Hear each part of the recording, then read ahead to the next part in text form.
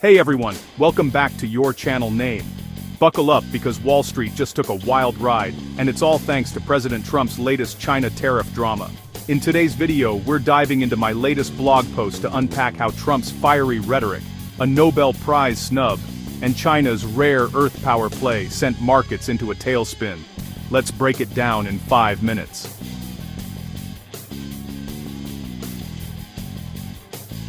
On October 10, 2025, Wall Street was riding high on AI optimism and hopes of Federal Reserve rate cuts, but then, Trump dropped a bombshell on Truth Social, threatening on Chinese goods after China tightened export controls on rare earth minerals. Think the oil of tech, EVs, and defense. This wasn't just a trade spat, it was China Trade War 2.0, and markets panicked. The Dow tanked nearly 900 points, its worst day since May.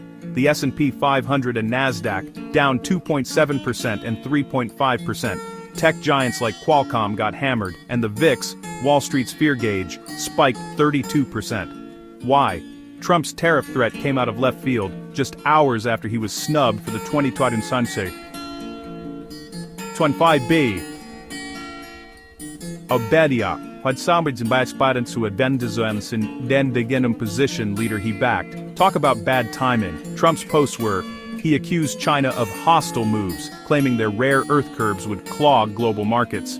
He even hinted at canceling a summit with President Xi at the APEC forum. But here's the kicker. Just days earlier, Trump was Xi and China's trade ties. So, what flipped the switch? Some say it was the Nobel disappointment, others point to China's response to U.S. moves like new export controls on Chinese firms and higher port fees on their ships. Let's talk rare earths. These are critical for chips, EVs, and defense systems. China controls of global refining, giving them serious leverage. Their new rules require foreign companies to get Beijing's approval for products with even Chinese rare earths. This is China's way of saying, you mess with our chips, we mess with your magnets. It's a geo-economic power move, and it's got the US, Europe, and Japan sweating. Now here's where it gets spicy. The US and China are economically.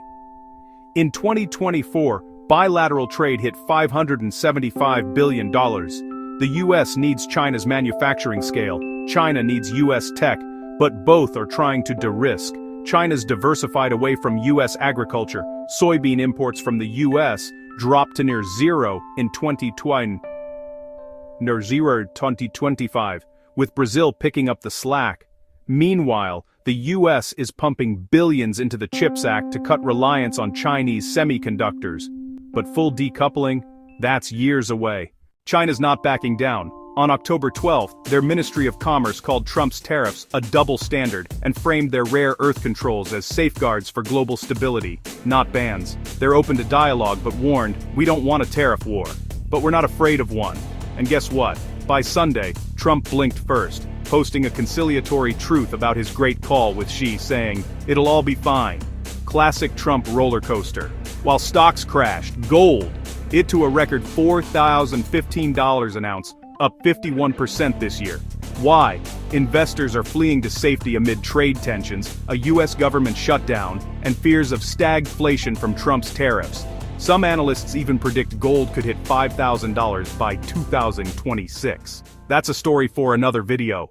So, what's next? The APEC summit later this month could cool things down if Trump and Xi talk it out, but with tariffs looming and markets jittery, expect more volatility. My blog dives deeper into the technical outlook for the Dow, Nasdaq, and gold. Link in the description. What do you think? Will Trump and Xi de-escalate, or are we headed for a full-blown trade war? Drop your thoughts below, hit that like button, and subscribe for more market insights.